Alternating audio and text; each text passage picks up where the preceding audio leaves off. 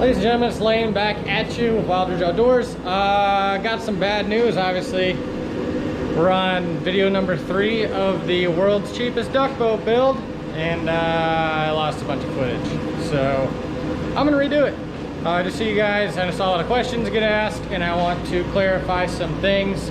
And also, obviously, I've been running it the whole season, and I found things I didn't like, and I'm gonna hopefully prevent you guys from making the same mistakes I did. So we're gonna get the garage cleaned out because it's a freaking disaster.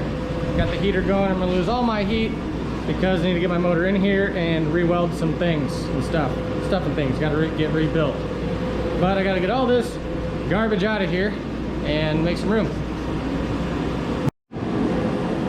Alrighty, we got the boat in here, got some junk moved out the way, and let's talk. So what I ended up doing with the wiring is I ended up pulling out that junk wire and rerunning it all and rubber grommeting everything so we keep everything watertight. It's all internally ran into this existing tube because like an idiot I didn't think of that when I made the first 2 videos. So here we go. These are all hardwired in, right? Run through this whole thing, exit here, and go down into this. Now, talk about how I made this box. In the last video you saw I had the top cut out. Obviously these are all foam filled. All of these things are. Now, don't get this confused. These do not affect, the foam in this is not for the capacity of the boat. What the foam in here is for, the purpose of the foam in these is for if this boat takes on water, right? Fills full. The foam in here and all these is what keeps your boat from going to the bottom of the lake. So it doesn't matter what kind of foam you add into this, you will never truly affect the buoyancy. And if you don't know how buoyancy works, basically the buoyancy of your boat depends on the size, right? How much water it displaces in the water, right? That makes sense? Sure, we'll go with that. Anywho, the wiring, right? So all I did is run it through here and I stuck a snake in. And I secured it all to this, onto this master power switch. This master power's on. I've got power to my plate. Now this button is for the lights up front. This switch is for your cargo lights, your interior. Now these switches panels work really freaking simple. So I got a little board in there to hold this thing sliding, but I can get this out the way. Okay, so how this works, right?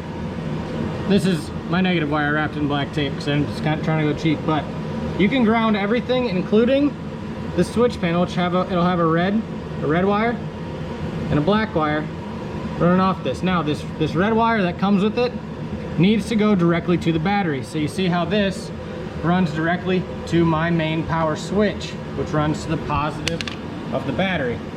This powers your panel and everything with it. Now the backs of these switches, right? So I got them joined here. This one that's joined is going to be these interior lights. So when I hit one switch, right, all the lights go on inside. So that's why I have these ones joined and plugged into the second switch. Now you see the back of all these switches, the camera down there. Will it focus? No. Anywho, when you get these switches, right, in the back, you're gonna see open prongs. Those open prongs are for the power of your lights. Now you have to ground and power the entire switch panel first. And all those switches are bridges, right? So the bridges, when they're off position, will shut down power to that switch, hence killing the power to said things that you have wired in. If that doesn't make sense, I'm not the best at explaining stuff like that because I'm not the best at wiring, but this is super simple and pretty self-explanatory. Just make sure you power and ground the panel itself to the battery. And all you need to do is run a power wire to each individually of your lights. And then the negative will all get joined into a master ground, which is right here. Right there. And that can run directly to the battery. All your ground can run directly to the battery, and all the power runs to this main switch, which is on the board. So main power through the switch to the board, all the ground directly to the battery, and then all your power for your lights or whatever, your lights, you can have a freaking depth finder, fish finder, all that. All the power goes to switch, but all the grounds all go directly to the battery.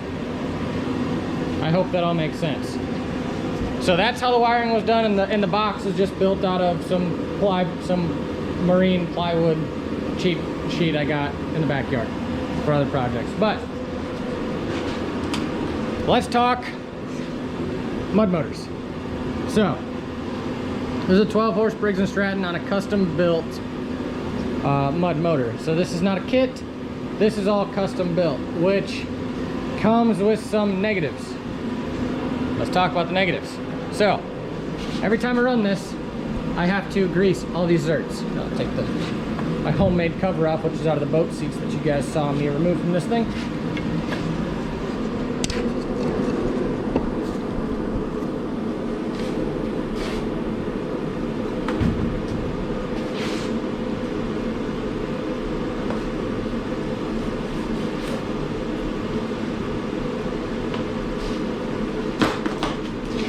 So, covers off, and that's just to protect your boat, which I didn't do at one point, to protect your boat from getting the piss beat out of it. Oops. Put a cover on your motor before you strap it in. So anyways, the bad thing about having a custom built one is there are no prop kits, there are no washer kits, there's no kit for this if it breaks. The plus side, so this actually costs more than a kit, this whole thing, because it's an internal custom built drive shaft with a U-joint up top and a threaded rod machined onto the end of it. So plus sides, it's almost indestructible if you maintain it. Bad side is I have to figure out how to do a proper cavitation plate. Now the purpose of a cavitation plate is to, number one, get your boat up on plane in the most efficient way possible, and to ensure your prop can grab water. Now, I think I have too small of a prop. This motor's got too much power for the, I think this is a 6-inch. Yeah, 6-inch prop. I want to get like an 8.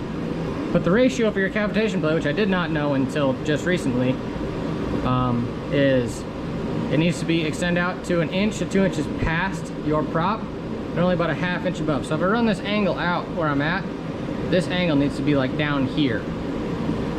All right, now there's some other formulas to get along with that, but I'm gonna re-weld some new plate onto it, remachine it, and hopefully that will be better, because as of right now, the motor's got too much power for how much water this thing can push. So basically, if anything higher than an idle, it cavitates, right? So, or it does not cavitate. So it gets air, right? So it's pushing too much water, it grabs a bite of water and starts to take off, and then it cavitates, it overspins, it starts to grab air, which doesn't propel a boat, or does not propel your boat. So it's hard to explain. It gives you like a jerky ride. Like, it feels like you're not getting fuel in like your motorcycle or your four-wheeler or some kind of issue. Misfiring, it feels like misfiring. That's probably the best analogy I can give to it.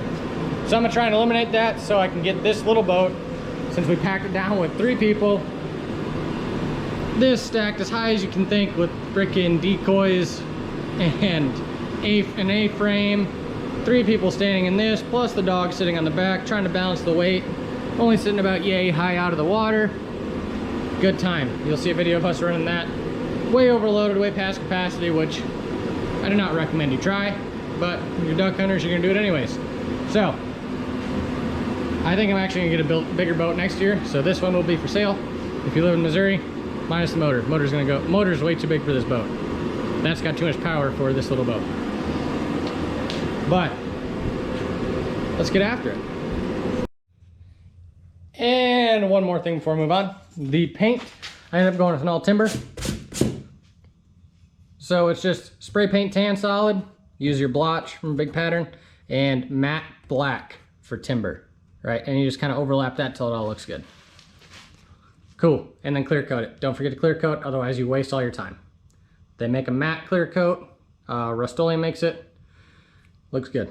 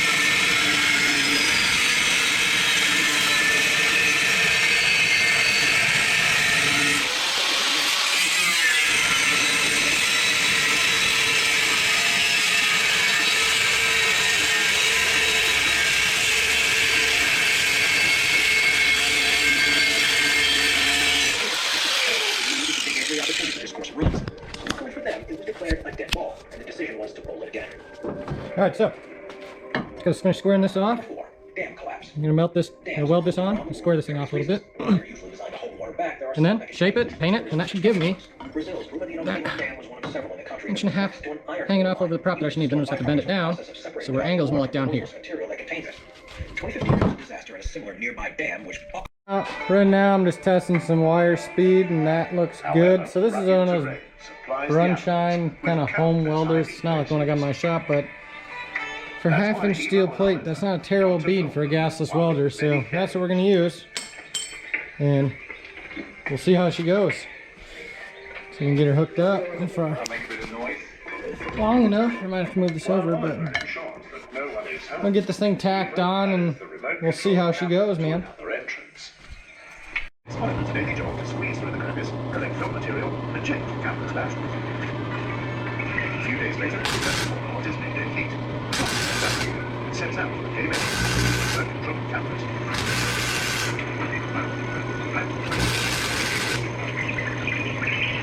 I have the outpost on the bridge tracking equipment. All of a sudden, he's wide awake. Ready, we're tacked up. Let's get this thing on here. He calmly settles down to his wrapped up.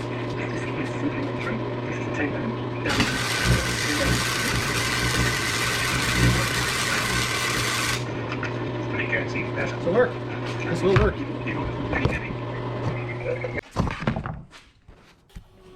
Well, blow breaker in my garage. Gotta find that.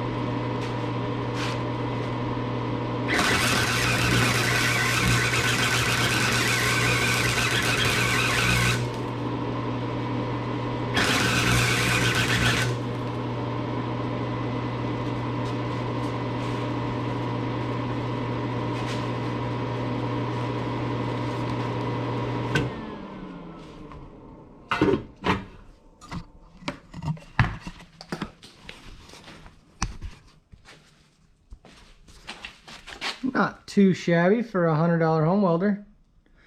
I wish the heat was a little higher, but she's on max. So now I just gotta bend her down, and then I'll weld, well I should weld the bottom and then bend it, because I see I got a little bit of angle on it. But we'll get that straightened out. Alright, I've been busy. However, I do have my angle getting close to where I want it. I cut a bunch of this interior stuff out. Bent this up. I just retacked that back on, but I'm gonna close that gap when I push it down. If you can see it, there's that gap between those two. I'm gonna close that gap, weld this thing back up, and hopefully, ladies and gents, we'll be where we need to be with this. Obviously, I might cut this off and re-weld it, because we're a little weird angled, but we'll see. Let's get to welding. All right, so I got it all welded back together. Now we're at about that ½ inch mark, I'd say. It might not be long enough. I might totally scrap this and redo it again, but we'll see. I got this scored, and I'm gonna cut this off, square it up, clean it up. Should be good to go. Cut my corners off. Now let's make her look good. Clean her up. Say that again and I'll drown you. Good to go. Woo! Cave ride begins. Woo!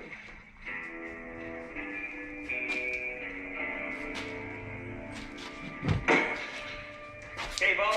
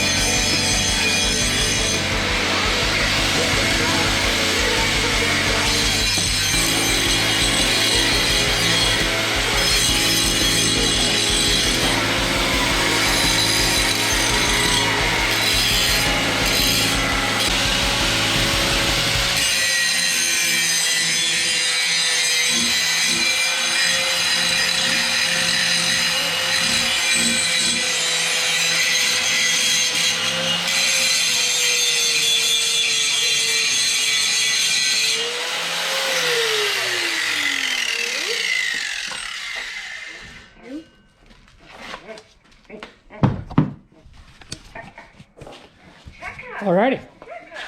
Let's see how this works, huh? Not too bad, not too shabby. That should work a lot better. I know it's still a little angled off, however, I don't want to bend it down anymore yet. That'll kind of be my wiggle room for making this thing perform how it's supposed to. But it's on there pretty fucking good. Shouldn't take a lot of beating on top. Does that sound good? But should be good to go. So anyways, throughout the whole boat, we've got about $970. That's including everything you see here that is done to this boat.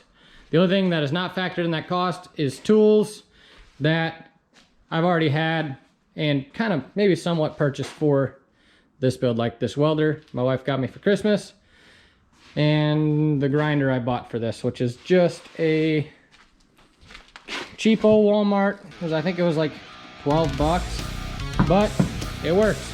So if you want to see more of this boat done, I think I'm gonna throw on some pod lights in the front and maybe some other little light bars, but I think I want a new boat, bigger one, sizing up.